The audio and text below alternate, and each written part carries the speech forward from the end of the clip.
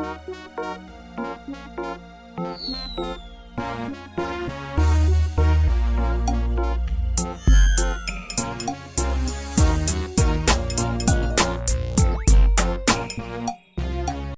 everyone, and welcome to another episode of On the Matterr. I'm your host, Obi Chiapa. And if this is your first time on this platform, welcome to everyone returning. Hey!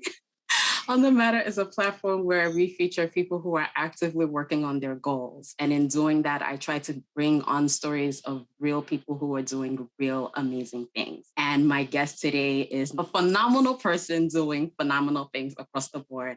Today, I have Miss Chanda-Louise Oton, and she is the founder and CEO of Chanda-Louise Oton Consulting. And this is a project management services company. Welcome, girl. Thank you, Obi. Thank you. Thank you. Thank you so much for that introduction. I'm excited to be here. Thank you so much for coming on. I'm so excited to have you, and I'm so looking forward to this conversation. As you know, my background has been in project management, and I talk about how project management just helps you have a better, easy, and just at least, it's a stressful life, but at least when you have processes and procedures in place, it just makes things more seamless than it would have been if you didn't. So I'm so looking forward to this conversation, and welcome again. Thank you. Thank you. Okay, I'm ready to go. I'm awesome. Super excited. Awesome. Awesome. So I'm going to ask you to just kick us off by telling us about yourself. Okay. So my name is Chanda-Louise Oton. I am a founder of Chanda-Louise Oton Consulting. So it's a project management service-based company. We've been established since 2018. So my background is project management. I actually got my undergrad in statistics at Hunter College, and then master's in applied statistics at New Jersey Institute of Technology. Amazing. Amazing. I've always been analytic. So that's my space. However, I wanted to live in a space where I could kind of be between the technical and business end of things. So once I graduated from grad school, I had like a ton of corporate experience, but after grad school, I got into a technology rotational program, TDP. And within that program, it was about a year and a half rotation. And the focus was more emphasis on coding and the technical system analyst, business analyst type of role. My initial role, I think, was a little bit more technical in like a system analyst type of position. So we would have a database, and the database would have changes. So I was responsible for communicating the changes that needed to happen to the business and to the technical team. And then ensuring that that process basically went through its whole developmental life cycle. Absolutely. And then, reaching back out to sponsors and just being that middleman. So I did that for a bit. Then I transitioned to the project management team, where we were working on the front end doing consulting. So I've been in like the healthcare IT space for a little while. So we were helping different states set up their health exchange. So remember when Obama came in and then they put in, I don't want to say Obamacare, I mean the CARES Act. And each state employed or started to set up their own state exchange. So they would need some type of third-party administrator to come in and host and manage and do all the testing, et cetera. The company I worked with at that time was offering that and continues to offer that as a service. So I was brought on front end to manage the operations from a project management standpoint. So from that standpoint, you can think of me as the middle person between the front end, meaning the consulting, our clients, and then also our technical groups to make sure that the delivery or the solution is always moving and then delivered. Right? I'm laughing because I know exactly what that is. That's my space right now. So as you're saying it, I'm just picturing it. Like, yep, I do. Girl. So that space is a very interesting space. When I got into it, I loved it because I got to travel. And I love traveling. Consulting, it felt a little glamorous, but when you do it, it's hard work. It's hard and it's kind of ugly. And it's intense. It's like really grueling work. And it's not as fancy as we think it is, because you're just working long hours all the time. So you easily get run down, and you're not focusing so much on quality of life, your health, how you're eating, sleeping. You're just literally running yourself down ragged.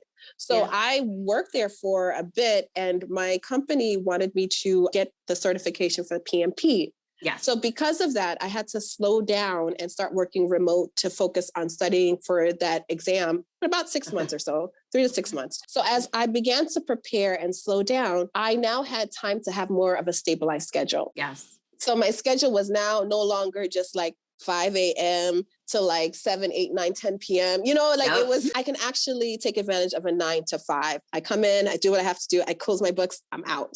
Yeah. And because I had that downtime, it then allowed me to start to rest. And then with rest, you start becoming creative and you start like thinking about different things and assessing like where you're at. And I started to realize that I was working very hard in my role. And I wanted a promotion. But even though I was working that hard, the roles and responsibilities of things that I had was not enough to propel me to the next level.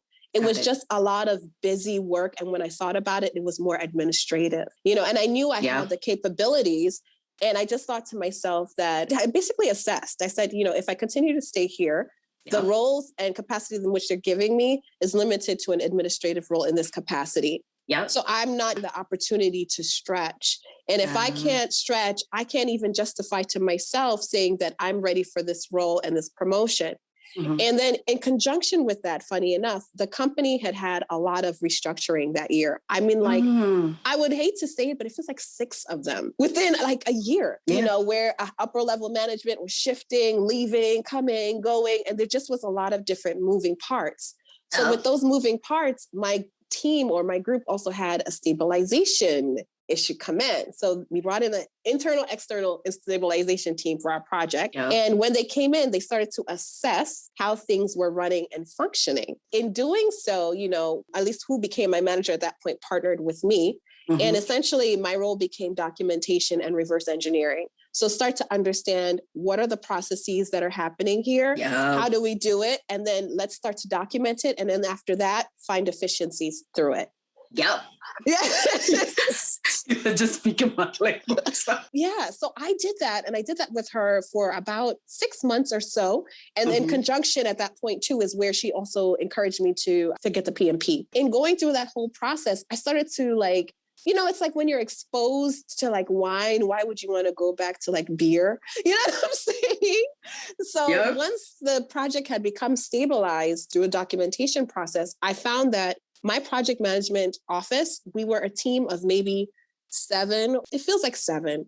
And by the time it was done, it was 2 of us left, which says a lot. You still had to produce the same quality and the same level of work as the team of 7. It exposes the kind of environment that would make 5 people leave. Like I said, you're talking, this is my life, but continue. It's a lot. It's a lot. Yeah. So to be honest, it gave me a lot of insight because I started to realize that these companies, I was at a Fortune 100 company, even though they're so huge and so established and legacy, they don't have good internal controls. They don't have good structure or processes. They're just so big. You know what I mean? And then they have access to money that's coming in, but they're not running optimally. And I have to be honest, that wasn't the first company that I saw with that issue. All the other companies that I've ever been with have always had some issue where they're trying to catch up with documentation. I mean, it's so simple, but it's like, So I started thinking to myself when I was on this crossroads, like, okay, I'm doing all this administrative stuff. I'm working hard, spinning my wheels. I think I could do this on my own. Wow. I think because I was doing it. Because you are doing it. Exactly. And again, as I mentioned, we had a corporate restructure. So the organizational structure that I was now shifted to finally, I didn't feel was in alignment with supporting me to stretch. I felt like they saw me in one particular role or level or capacity. And I didn't continue to utilize you within that role and within that capacity. And we're not allowing me to stretch on. So I'll give you one example. I would handle the financial, so the budgeting, forecasting. And what they wanted was for me to get an external. We had an external team member come onto our project and they wanted me to train them on how to do the forecasting. So train them, let them own that. And then I continue with all the administrative arms. You know what I mean? So all of that set aside, I just decided, you know what, Chanda, I think you can do this on your own. And that's pretty much how I ventured out. So 2018, it was hard, it was stressful, but I decided that I wanted to go ahead and pursue project management consulting with a little bit of life coaching somewhere mixed in between there too. Okay. That's amazing. In this time, did you get your PMP? And for people who don't know what a PMP is, that is really the certification that is acknowledged by the Project Management Institute that actually validates that this person is a certified project manager. So I want us to talk about the PMP specifically, right? Within that time when you were advised to take the PMP and you studied for it, can I ask if you passed the PMP? Yeah, I passed. No, I'm fine. I'll be transparent about it completely. So, what's funny? Okay, so initially, before I started the PMP, I was focusing on Six Sigma, the green belt and the black belt. So that was an opportunity. And I'm sorry, just for my viewers, the Lean Six Sigma is another type of project management methodologies. So there are two major elements of project management, and you can either go the traditional waterfall route, which is a form where you have to finish one part of the project before you go to another to transition to the other. And then there's the agile methodology of project management, where it allows for different steps and different processes to be done iterations, right? Different iterations to be done by different people at the same time. So usually it's very, very common for somebody to have multiple belts and multiple competencies in both forms. Different people have different ideas or different preferences as to what methodology works. And, everyone has their own form of doing things. But usually the Lean Six Sigma is on the other side, which is more like the waterfall. Agile. Wait, is it no, it's the agile. Iteration. So right. Lean Six Sigma is the agile. And then the PMP route is the waterfall. So imagine having your whole, being on the waterfall track, and then I can geek out about these because again, it's my industry. But sorry, I just wanted to it's cool. really explain what those differences are because just for people who don't know. It's good to know. It was an opportunity that came in and it was free within our organization. So I'm looking at things like, okay, I have an opportunity to get a certification and I don't have to pay for it. All they have to do is sign up on it. Let me jump on this. So I started to go through that process about a year or so. You need a sponsor and you need a project and you need to actually be checking to make sure that what are the results and how are you measuring the results. And the truth of the matter was it just was not in alignment with my PMO group. My PMO organization did not value it. They didn't. So it was kind of like an uphill battle for me to complete it. And then a year and a half later, my new manager comes on board and she's just like, I think you should start to do your PMP. So I'm looking at her like, what? A PMP? What are you talking about? Because you needed 3 years of experience, which I really actually already had. And I needed a certain number of credit hours, training as well. I forget what they are. Like, it depends on your level of education. So I had just hit that cusp and made that requirement. And I really wasn't even thinking about this. In my mind, I was so focused on just like, I'm going to knock out this green belt because I've been doing this for the last year and a half. The truth is my organization, they weren't in alignment with it. They valued the PMP. So she told me, I would prefer if you get your PMP, I think you should focus on it. And I took a step back. And even though I didn't feel like that's what I wanted because I had invested so much, I made the transition. And in going through that transition, I would say the benefit for me is I'm astute, which just means that if I sit down and I focus on reading something and I create a plan, like literally, and say, from this time to this time, I'm going to focus X number of hours on this, I typically will be successful if I'm consistent and committed to it. So with the PMP, I literally sat down, I created a calendar. I had an accountability partner. I created the part. This is the project manager. I sit down, I create a plan and a structure and accountability partner and my timelines and milestones. It's not a lie. It's not a lie. Yeah, please continue. I took our CBTs, like those computer-based training programs that they have, and they had a whole bunch of project management courses. I got majority of them approved, and I said, okay, each week I'll just knock one out. So as soon as I had that, I said, okay, I had my calendar. Like basically I'll take a book. In this book, I will write down 1, 2, 3, 4, 5, 6, 7, 8, 9, 10, 11, 12. These are the chapters. This date. People wonder how I keep OTM afloat. Yes. Everything from captions to affirmations is all here. But continue. I mean, but it's true. So I had literally a book, and in that book, day 1, chapters 1 to 2, day 2, chapters 2 to 3, day 3. And I would pretty much make sure that I knock each one out. In conjunction with that, my department agreed to pay for the PMP trainings. Yeah. So it was a 4-day training. I had already done my reading. And I mean, it wasn't like intense, but I had done reading to start to get acclimated. And then when I went for the intensive, that was pretty intensive. I took a week off, did that. And then they gave us like some exams. We pretty much did exams every day. So you got a sense of where you were. So the way they did their testing style is they said, hey, if you range from like a 70 or whatever, then take the test within the next 2-3 weeks. If you're below this, then, take it no more than a month after, Interesting. Yeah. So I didn't take it immediately because I think I was like in the 50s, 60s range, maybe. I don't quite recall, of doing the practice exams. So I gave myself a 3-week timeline after my course ended. Within that 3 week, every Saturday, I'd actually physically go to the library and I'd just sit there for 6 hours or whatever hours. After work, 4 hours. And again, I was able to transition to being remote because, they supported this. So I took advantage, and I just, the process wasn't a difficult one for me. Yeah. And then what I will say too is that I am also single, you know what I mean? So I don't have to bear the responsibility of having to take care of anyone else. Yeah. So I could really just be very lean about my time. Yeah. And that was the process. And I'll be honest, which was a very interesting thing too. When I passed the first time. First of all, most people were telling me, oh my God, their expectation was that I wouldn't pass for whatever reason. Yeah. And then when I did pass, even the same manager came back to me and said, you passed. So for the most part, people don't understand, like she's being very, very modest about this, but people fail this exam. There's so many things that you hit on that I really do want to iterate because it's very, very important for people to share.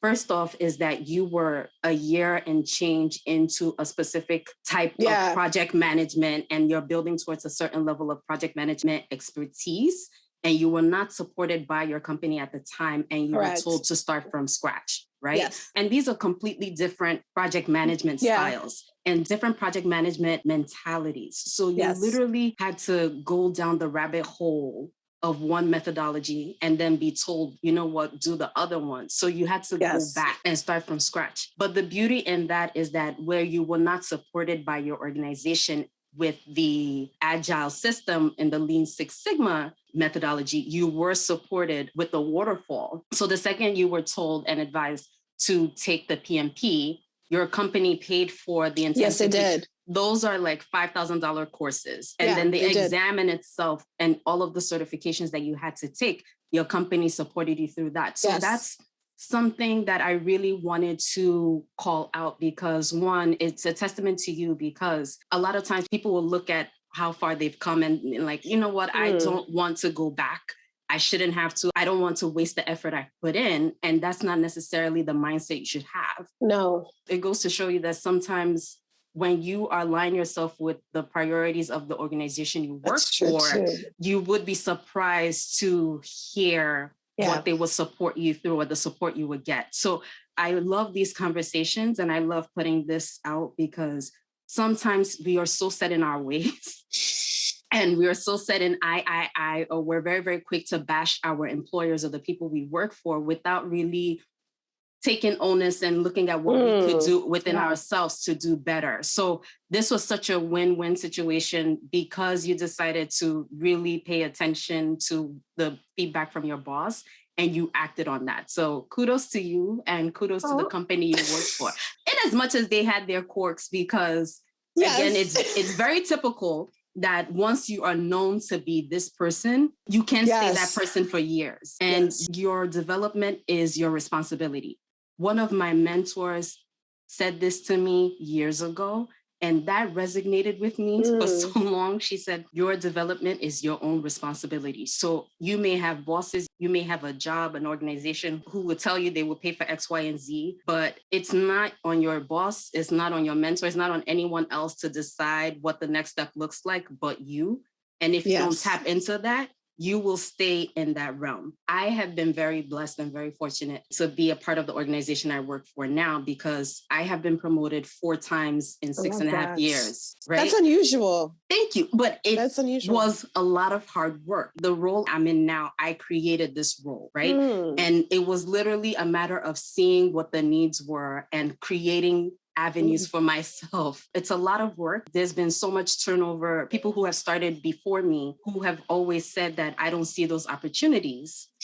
But you have to create the opportunities for yourself. And just, we can talk on and on and on about that. But thank you so much for sharing your story and your experience about the PMP and getting certified in that, because it does expose a lot. And this is the information I do want people to get out of these conversations. So, girl. No problem. And it's crazy because we met in 2018. Yeah, actually we did. I remember meeting you and you telling me I am the founder of, my consulting services. And I was just looking at you like, wow.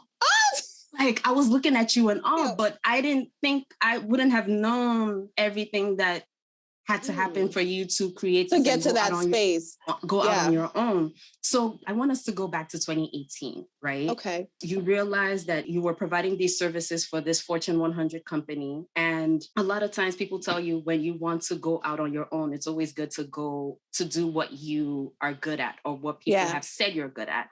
So how did you go from working your 9 to 5 and being good at your 9 to 5 and deciding, you know what, I'm good at this. I can go on my own, go out on my own and get paid for these services myself? To be honest, I did it the way most people probably say not to do it. I just went head first. I was tired. I'll be honest. I was tired and I was ready for a change. So I knew what I was doing, and I was also mentoring people in terms of like their careers. So they would ask me questions about how to navigate in their space, especially within my company. And I would always provide them with direction on how to strategize in that respect. Yes. So I had people that I was consistently providing those services. I didn't charge them for it, but I was providing that service to them. So I knew that I had a talent and a skill in it. Yes. And I needed to start to create a framework, which didn't come until later on what that would really truly look like for me. So in 2018, I have to be honest, I just took a break. I left, I had my savings, I had 401k, and I traveled. She had savings and she had her 401k. Please do not listen to this and hear this and say she quit. I should quit too. No. She had her savings. She had her savings. I'm not saying, and I also, like I said, I'm single and I was living with my family. So I have, a support structure there, so it's not like, I just was sitting there in my own space having all this stuff happening. And I'm just like, you know what, I'm just going to drop. I think if I did, the decision would have been a little bit more purposeful in that respect. But I really had a support structure and no ties. So I had that flexibility to do so. Yes. And during that time, I wanted to take a break and I wanted to just center myself and get to a place where I could get some direction. I took the break in terms of traveling, and I just took that time to just get back to myself. I felt like I was indoctrinated into my organization's culture. I wanted to just let go of all the things that were tied and associated to that, especially emotionally. Yeah. Absolutely. Yeah. So that's essentially where I was. But I had a basis of 4 people who were receiving my services at that time. So I knew that was the case. And then I also saw, as I mentioned, outside of people, I saw that all the companies I had been in were focusing on documentation, or if they weren't, needed to focus on documentation. And I could see how there were so many gaps. So I would say, like, even for instance, in my previous company, we had a system where we were dealing with time entry. We have a close of the month end, right, for time entry. And what typically would happen is one of my roles was to manage that. So I would need to create new time entry codes for specific projects, et cetera, and make sure it's allocated to the right project, whatever. I would have certain teams reach out to me month end to say, hey, can you add 50 associates to this time entry? So that I would have to basically complete that whole process, send that process over to our time entry system, create codes, then, give them back those codes and go through. And it was such a very manual process because we had QA teams, we had coders, we had business, we had a lot of team members, it just was too much. So I thought to myself, take a step back. It makes no sense for you to own this thing administratively. Take a step back, go to the project leads, each of these project leads, and tell them, hey, this is your responsibility to assign or notify us of when you have any associates. And when you need it, we'll create the code for you. We'll give you the code. You fill out all this information. You enter in because they are the ones who know their employees. They know the work that they've done. Do the work yourself. Yes. So I allocated it where I took a step back and then gave the leads ownership of assigning their team members to each specific project code. And then what they would do is, instead of coming to me as a middleman, I created another layer. So they would submit it onto SharePoint. The request would then come to me, and then looking at it, it looks good. Okay, let's load it in. Yeah. Yeah. And now what that did is it now removed the burden of me manually going through these things. So I started to realize there needs to be, for these larger companies, because they're so large and they acquire so many different companies, they don't have a centralized system. Yeah. So they're operating in silos. Yes. And what happens is in silos, you're doing the same thing repetitively in different arenas, which costs you money, Yeah.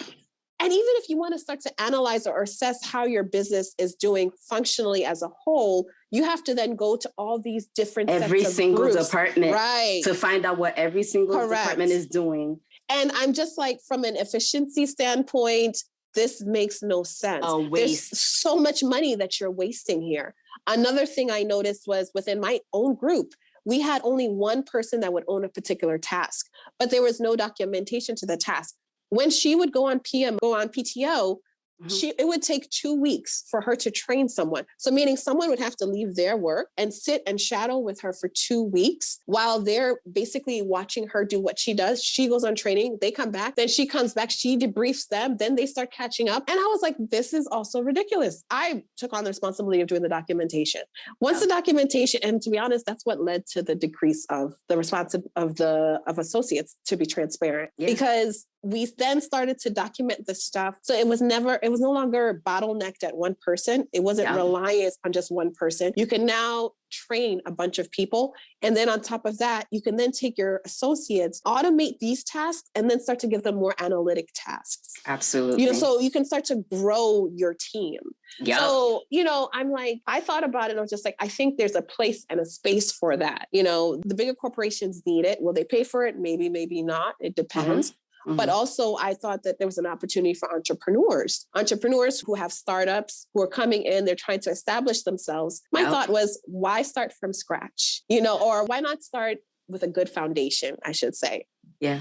Yeah. So if you set up the processes in place at the beginning, then now as you continue to grow, you are already in a stable position. You're already positioned where you can grow. You're functioning agile. Yes. Yes.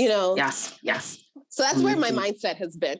Yeah. And since then, you've been creating these processes and procedures. So tell us about your consulting firm. You create workflows, SOPs, and that standard of procedure. I'm so I can geek out and use all of the So I have to catch myself to this is what this means. This is what that means. But that is not a problem. You create processes, procedures, standard of procedures, workflows for specifically for entrepreneurs and new businesses. Yes, specifically for entrepreneurs and new businesses. And then I'm beginning to niche into nonprofits because nonprofits make sense, especially from an auditing perspective.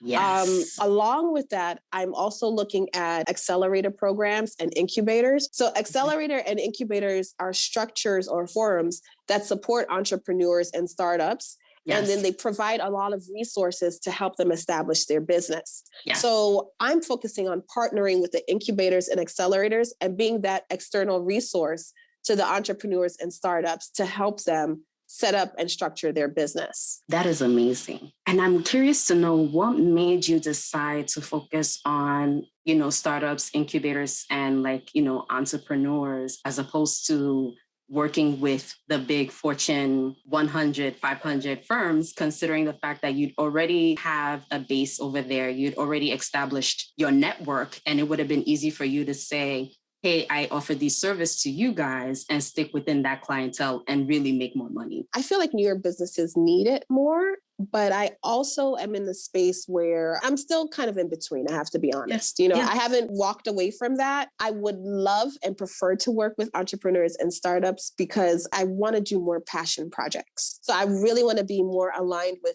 things and concepts that I believe in and that I enjoy. Not to say that I can't find that with corporation and such. I'm sure I can too. But I also really do like the one-on-one work with project. There's one organization, Cupid Sting. So they're a nonprofit organization that focuses on providing resources to women of color for domestic violence. Amazing. And amazing. So it's like they offer self-defense classes, they offer court documentation, like they really provide a service that is so tangible and that I can see the impact. Yes. So it's like working with a company like that makes me like, I don't mind, I enjoy it. And I'm just like, okay, let's set up your structure. What can we do? I love the impact of it. And, like the CEO herself, she's very focused. She's a criminologist, a PhD, woman of color. And it just is like amazing to see how she's doing her thing. And I always know that my passion has always been to empower women. Like that's like one of my core values. I always want, and it's not just like empower, it's like empower to the point where they're getting up and they're creating generational impact, where they're creating jobs for other people. Absolutely. So that's where I feel like I'm best aligned. I am the exact same way. And my background, I went the Masters of Public Administration as opposed to the Masters of Business Administration. And for the sole reason of impact. Impact is such a big deal for me. And that's aligned with every job I've had, every initiative I've taken on, even with what I'm trying to do here with On the Matterr. I think for me, right, you can have all of the money in the world, but if you cannot help people from it, like power, influence, money, that's just not what I'm not about that. Nothing against the people who are, but I can completely relate to that because that's really what I'm about. I always tell people I'm an agent for progressive change. So everything I do really goes back in alignment to that. So I can respect you doing that and I can understand you doing that and I respect that. So I'm loving this conversation. This is such a great conversation. And then going back to just having this conversation, you talk about the power of documentation a lot. Yes. And people, oh my gosh. Let me tell you, right? I have been a grant administrator and I think people do not understand the importance of structure, the importance of having things written down, because a lot of times we tend to rely on memory, right? Entrepreneurs, a lot of times you step out on your own because there's a need you decide to create a solution for, and it's a one-person shop. And you're doing all of these things. And as you grow your business, you start to bring people on who hopefully can do the things that you don't want to do or you don't have the time to do so that your business can scale up. If you do not have the documentation in place from day one, and documentation meaning receipts for everything that you have purchased, understand how meeting your clients, like the emails you send to your clients, just having a spreadsheet of even your calendar schedule. If you don't have that written down from day one, it's going to be harder to onboard people and bring people up to speed. And it's going to take so much longer. And then again, with the entrepreneurial hustle, a lot of us are looking for funding, right? Yes. So when you go for funding, it's even going to be, as the money comes in, it's going to be harder the longer you push to create those systems and those procedures that need to be in place for you to get funding or manage the funding once you receive it. So I am such a big advocate for having your systems in place, having your spreadsheets. I plan and write everything down to the point that my friends and family are convinced I have OCD. But that's because I have been in audits. I have facilitated audits. I have been on So I've been on the receiving end of audits. So I administer grants for the federal government. So all of these large dollar FEMA grants, now that with COVID, the CARES Act funding, like all of the monies that the federal government administers need to be administered properly. So if they're allocating $1 billion for small business recovery from COVID, if your business was, and this is just an example, if your business was impacted during COVID and they're giving $1 billion for business interruption, I'm in place to make sure that that money goes exactly where it needs to go to. So I need to see your receipts to find out how your business was disrupted. And if you couldn't tell me that, okay, I used to make this certain amount of money in revenue before COVID, and then when COVID hit, I didn't have that revenue, how can I reimburse you for stuff you can't substantiate? It's so important to have these processes and procedures and documentation in place. And I know that a lot of times people are over project management, but it's so important and it's really not hard. It's not hard. It's so important and it's not hard. So I applaud you for the work you do. I am appreciative of the work you do. I do have other questions though. Go ahead, shoot. Going back to the fact that you are focusing with people who have relatively newer or smaller businesses, a lot of times people don't have the funding to afford your service. You're right. Right? You're right. And, people want to do what's right, but again, that takes money. You're 100% right. So how do you advise on that? Okay, in terms of not having money or in terms of those who are in the position that want the service, and to what extent do I work with them? So yes, to people who do not have the money and sometimes they don't know the importance of this service, right? Okay. First of all, I would say that entrepreneurship, owning a business it's a journey. So that's the first thing. It's about you getting to a place where you make a decision. So the decision is this a business or is this a hobby? Where am I going to stand? It's about mindset, truth be told. Yeah. So you have to make a decision at the beginning, which is kind of like a little hard sometimes because you don't know where you're going to be, but you have to make a decision. Am I all in or am I all out? That's kind of where we go. And if you make a decision that you're all in, you're going to have to start to make some financial sacrifices. Business costs money. What I will say though, is they have SBAs, right? They have organizations that provide free resources to small businesses. So I would say after you've made the decision that, I'm going to operate as a business, now you start to take it seriously and start to operate as a business. So go to an SBA or an office or organization. SBA, Small Business Administration, everyone just let it know. Yes. And then from there, start to get your ducks in a row. So start to get yourself incorporated, whether it's an LLC, sole proprietorship, et cetera, et cetera. It's not my basis. Get yourself an accountant. You have to just start to say, okay, let me get my top 5 or 6, 7 things that I need to have to start to operate as a business. What are those requirements? I would say, think about it in the same way as if you were to go to school. When you go to school, the tuition is XYZ. You have to take these number of courses and you have to take it for this period of time. And you need to show up and, it's a decision and it's a choice. I'll be honest, along with that decision and choice, it's a matter of faith too. Yeah. Because you might not see your return on what you've put in for a while. Yeah. And a lot of the time and energy that you're putting in, I think at the beginning that gets you traction is more so your consistency and your commitment to this. That's what drives you. I guess I would say that the big first hurdle is their mindset. So making that choice as to whether or not you are deciding to be a business or not. So it's actually, don't come into this thinking of it as a hustle or as a hobby. Think about it as a business and then start to find out the parameters that are needed to operate as a business. Yeah. And then from there, I would say join some networking groups as well. Having an entrepreneurial circle, and it doesn't mean that they are doing the exact same thing that you're doing, but aligning yourself with people who are on that same journey, a similar journey, if they're steps ahead, even better. Where you can be in their space with them, where you guys are consistently thinking and pushing yourselves. I would also say invest in a business coach. And it depends, I think with the business coach, what you can do is initially just get some consultations to get some guidance on your business, right? Like, okay, is this really a business? Have I done some market research? What does market research look like? Is this really a viable business? Does this make sense to pursue? How many clients do I have? Can I get clients outside of friends and family? What type of structure do I need to place? So all in all, I'm saying that if you've decided to go through this path, then commit to going through this path. Yes. And then start to think and operate like a business. Don't operate like a hustle or a hobby. Tune into people similar to me, other consultants and such. I would say connect to them via Instagram, LinkedIn, or whatever, and start to follow their information.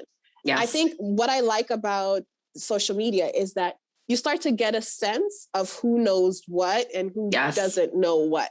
Yes. And you can tell through the information that they're parsing out. Absolutely. You know what I mean? Like, absolutely. I would look for consistency. What's the story that they're telling me, right? Yeah. And are they validating that information? Yeah. You know, what is it backed up? Are there different opinions? With that, are they giving me different insight? Are they consistent with the information that they're providing? Or are they contradicting themselves? Are they giving me information that is making me want to dig in more? Are they, you know, like start to, don't be afraid, follow these different experts and read into what they're telling you and start to see if that stuff is valuable, but like really start to parse out that information. Are they just giving me fluff? Yes. Or is this actually content that is relatable to me that I can then start to utilize? Yes. And if you start to feel like, oh, okay, I'm going through this on my own, like a DIY through the information they're giving me, and it's pushing me steps forward, but now I need to get to the next level, then at that point, maybe start to consider like, maybe I want to talk to this person and hire them. Yeah. And then, you know, you can come and have your homework done of the work that you've done from them, saying, hey, you know, you talked about processes. This is your methodology that I got from your process. You don't even have to tell them that, but you have a sense of that they have a methodology. Yes. And, you know, you can start to kind of get a sense of whether or not this person is reputable or can answer the question that you need answered. So it's kind of long-winded, but I would say that you need to make a decision as to whether or not you're going to be a business or not. So start to network, get yourself some entrepreneurial groups or people and start to connect with them on a regular basis because it's also a lifestyle. And then start to also connect with different people online, subject matter experts, and don't necessarily just jump in right off the bat. Yeah. Consume their information and see what they're telling you and see if it's consistent. And if it's consistent, then think about the value of what they're giving. Does this content, is it fluff or is it actually something that resonates with my issue or pushing me forward? Yes. You know what I mean? Yes. And if you feel after you've consumed all this information that it actually does feel like something that can push you forward, reach out and say, hey, can we have like a discovery call? This is where I am. And what you're really looking for is like methodology. You know, this is where I'm at. Can you take me to this next place? What is the next place? Yeah. So it's a lot of, I think, work on small businesses and especially when you don't have the finances, but it's also easier when you can establish relationships with other entrepreneurs and partner with. If you start partnering with other entrepreneurs, you guys can collectively pool your funds together to then hire experts. You know what I mean? Where you can now say, okay, you know what, we might not be able to afford this accountant per se, but if it's 3 or 4 of us and this accountant is at the specific rate, hey, it's 4 of us. Can you give us a discounted rate here? And you be the accountant for this business group. Or I like that, you know what I mean? I like that a lot. We start to kind of navigate, you know, because they're getting the numbers, they're getting the exposure. And, you know, like, let's see how we can make this happen. But again, I think, that journey also of finding the right people and the right fit. And then go ahead. Sorry. No, I was going to say thank you because Jesus, you gave me so many ideas in this conversation because something you talked about community, just from the conversation, people have reached out to the different people I've had on. So that's exposed them to the services or the products that they're offering. Now I'm thinking about what it would be like to have like a brunch or something of that nature where all of us are just in the same room or like a virtual thing where we could all come to have our questions and our ideas. So that's an idea I have. And something else you said that really has resonated with me is, well, you said a few things, but there's a lot of work that is required on the onset. Right? Yeah. Take me as the example. I have been very, very transparent to say that this podcast was a podcast. It started off with me recording voice notes. And then it was such a big deal for me to even release these voice notes. The next phase of it, to have the conversations and all, has literally been my family, my friends really encouraging me and supporting me. I told you this, like, Chanda, like, I could not have imagined the level of reception that I've received thus far. In having this, I've been exposed to people who have created a business out of podcasting, asking me the questions like, have you trademarked? Have you created your LLC? Have you this, that, and the next thing? So in that, I had to take a step back to say, okay, Obi, is this going to be a real thing? Yeah. Or is this going to be a hobby? Like, is this a business or is this where a are we hobby? going with this? Where are we going? And then having those hard conversations led me to do the work required for it to be a business. I love that. So I set up the structures and the procedures and everything, my workflow for recording podcasts, for reaching out to people and doing all the doings on the production side. But now I'm taking a step back to really do what I need to do for the business part. Understand. So this has been so informative to me, and I can't thank you enough. Thank you so much, Chanda. This is great. This is great. So we are wrapping up because we're like running over, but I do. So questions I have, I have a few housekeeping questions. First is if anyone wanted to just keep up with you and everything you're doing or utilize your services from this conversation, how can we reach you and how can we find out? Just how can we get access to you and keep up with all the things you're doing? You can keep up with me at Chanda-Louise You can also hit me up on my Instagram handle, Chanda-Louise Oton, LinkedIn, also Chanda-Louise Oton, Facebook, Chanda-Louise Oton. So basically everything is Chanda-Louise Oton. You guys can find me. Yeah. So I'm very active on LinkedIn and Instagram. Yes, yes. And something I do want to commend you on and something that you inspired me with has just been your consistency. Like I said, we met in 2018 and I wouldn't have known that that was when you were starting your business because in the time I have known you, you have been consistent. You've been putting out information. You've been showing up. And that's something that has inspired me because when I see people who have been doing it and who keep going, this is not a year old yet. And I have my moments when I just want to throw in the towel and just end it. But you know, hardworking women who have literally decided like, I'm going to push this, I'm going to keep this going, have really been the propelling force for me. So thank you for being consistent. Thank you for showing up. She is so humble, but thank you so much for who you've been. And I think it's just my disposition, girl. Thank you so much for that. Thank you. Thank you. But I also want to say thank you to you too, because I saw when you launched your podcast and I was like, okay. Did you laugh at me? You can be honest. No, I didn't. Because I laughed at myself. There's nothing wrong with laughing at yourself, but no, I didn't. And I was like on the mat, I was like, this is dope. No, I didn't laugh at you. I was like, this is amazing. And I enjoyed it. And I saw, and you've been showing up and you've been consistent. And Obi, I mean, those who probably know you, you're very humble and you're sweet, you know, and I love your energy. And you're very accomplished. I'm just saying, you know, so I mean, it's all packaging. It's just gum. It's amazing packaging. Okay. It's shining. Thank you. Girl, I have to come back. We need to wrap up. I do before I forget because I can get lost in this space, but I need to know, and this is a question I ask of every single person who comes on, and that is, what is your On the Matterr quote? It could be a scripture, a quote, or a song lyric that just keeps you motivated and inspired and on your matter. So I've got two. You know, the first one I always wrote it in my book. It was like, you know, this is Chanda and I'm on your matter and not your average girl. So that's what I have like in my book. I just like when I open up my journal, that was like, not your average girl. And it's just like a love note to myself. Right? Oh my God. And the second one I have is scripture. So it's Numbers 6:24-26. And I just love this one. So may the Lord bless me and keep me. May the Lord make his face shine upon me and be gracious to me. May the Lord lift up his countenance upon me and give me peace. I just that one, it just makes me, it gives me hope. Yeah. Yes. I love this part of the conversation because I just feel like it's such a blessing to always end these conversations on such a high and inspiring note. So thank you so much. Thank you so much. Obi, thank you so much.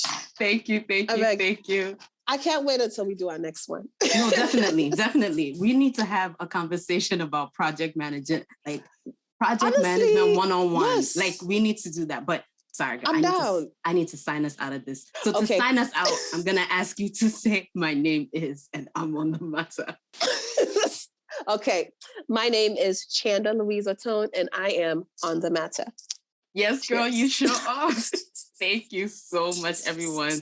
Thank you for tuning in. Thank you for your time. Thank you, thank you, thank you. Until next time, stay on your matter. Bye, everyone. Cheers. My name is Tiffany Ann Taylor. My name is Ibanoa Spiff. Abimbola Akintolayo. My name is Wura Manola. My name is Kabina. My name is Jeremy Wilson. Christine Irvinlin. I am Gustavo Lupano. My name is Chinayela Mudoye, and I am on the Matterr. And I am on the Matterr. And I'm on the Matterr. On the Matterr. And I'm on the Matterr. I'm on the Matterr. I'm on the Matterr. On the Matterr. And I am on the Matterr. Thank you so much for tuning in, guys. I hope you had a good one and a fun time. If you enjoyed that, please remember to like, subscribe, and share with a friend. Until next time, stay on your Matterr. Bye.